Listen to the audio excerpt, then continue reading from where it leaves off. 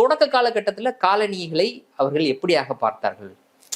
வியாபாரம் பண்ற இடம் போய் வியாபாரம் போட அதற்கு வந்து ஒரு ஒரு ஐடியாலஜி அவங்க கிட்ட இருந்துச்சுல்ல. அவங்கெல்லாம் வந்து நாகரிகமற்றவர்களாக இருக்கிறாங்க. அவங்க வந்து கடவுளை பற்றி தெரியாத மனிதர்களாக இருக்காங்க. நாங்க போய் கடவுளுக்கு அதை அறிமுகப்படுத்துறோம், முதல் முறையாக கடவுளை அவங்களுக்கு அறிமுகப்படுத்துறோம், நாகரிகத்தை கற்றுக் கொடுக்குறோம் அப்படின்ட்டு. அப்போ தொழில் புரட்சிக்கு பிறகு வந்து இதை நியாயப்படுத்துவது, ஏன்னா இதற்கு முன்னாடி சுரண்டதை விட ரொம்ப அதிகமா இப்ப சுரண்ட ஆரம்பிச்சிருக்காங்க. நல்லா புரிஞ்சுக்கோ, தொழில் புரட்சிக்கு முன்னாடி காலனிகளை சுரண்டல, பெரிய அளவுக்கு சுரண்டல. தொழில் புரட்சிக்கு பிறகு மிகப்பெரிய அளவுக்கு சுரண்டுறாங்க. அப்போ இதற்கு முன்னாடி இருந்த அந்த நியாயம் இன்னைக்கு வேறொன்றாக மாற வேண்டிய தேவை இருக்குது. வேறொன்னா மாறணும், நான் நியாயப்படுத்தணும், நான் செய்யறது சரிதான் அப்படின்றத நியாயப்படுத்தணும்.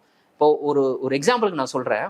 பெல்ஜியம்ன்ற அந்த நாடு, அதனுடைய அரசர் லெப்போர்ட் நினைக்கிறேன், லெப்போர்ட் 2, அவர் வந்து காங்கோவை தன்னுடைய சொந்த சொத்தா வச்சிருந்தாரு. அதாவது ஒரு நாட்டினுடைய காலனியா வச்சுக்கல, அந்த நாட்டினுடைய அரசர் அவர் என்னவா வச்சிருக்கிறாருன்னா காங்கோவை தன்னுடைய சொந்த சொத்தா வச்சிருக்கிறாரு.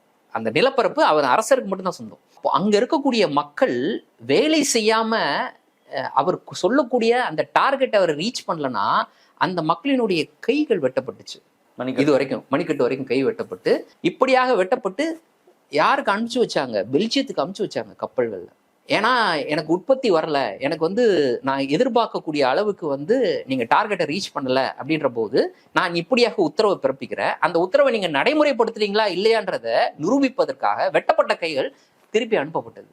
அப்போ அவ்வளவு அளவுக்கு நான் அந்த ஒரு நாட்டை சுரண்டுறேன் அப்படின்னா அதற்கு எனக்கு ஒரு நியாயம் வேணும். அந்த நியாயத்தை நான் உறுதிப்படுத்த வேணும். அந்த இடத்துல தான் யாரை இவங்க பயன்படுத்துறாங்க அப்படின்னா டார்வினை பயன்படுத்துறாங்க.